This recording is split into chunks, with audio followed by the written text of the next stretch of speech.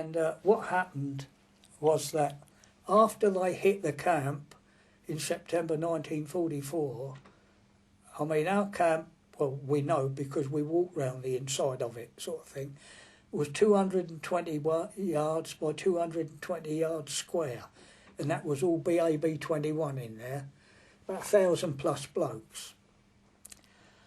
And they hit the camp one day, and we lost a lot. About 32 of our blokes got killed and badly wounded.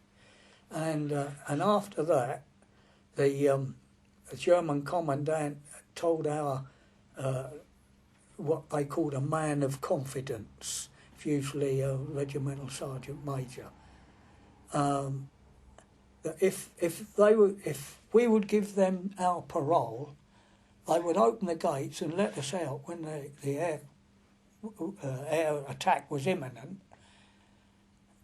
And he said, no. Under our King's regulations, we're not allowed to give our parole to the enemy. No, we won't do it.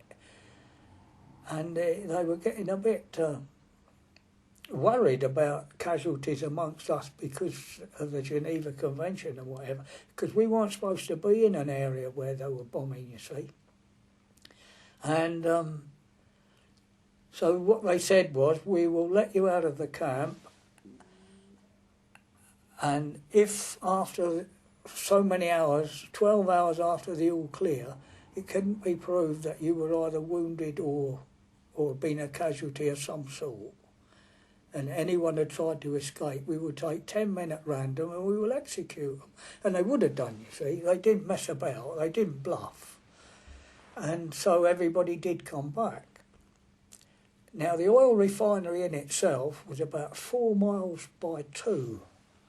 Huge place, like 2 Dagenham motor companies sort of thing, with all of these big buildings in there, and it was a complete oil refinery. And if you were in there, and you might have a mile to run when the sirens went.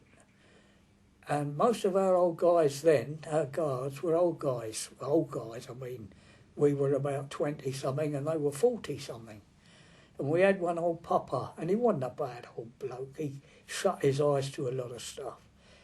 So when the first time we had him and there was an air raid, one of the blokes said, "Right, Revo, you take his haversack. Caney, you take his rifle. You carry his what's name, and you 2 big blokes carry him." And we'd have one under each arm, and we'd run like hell with the guard. And when we got out of what we thought was out of the danger area, which it wasn't always, because when they carpet bombed, you know, they started about 3 mile back that way and finished 3 mile up that way. And then we sit him down under a tree and give him all his stuff back. And then when the all clear went, then we marched back in the units.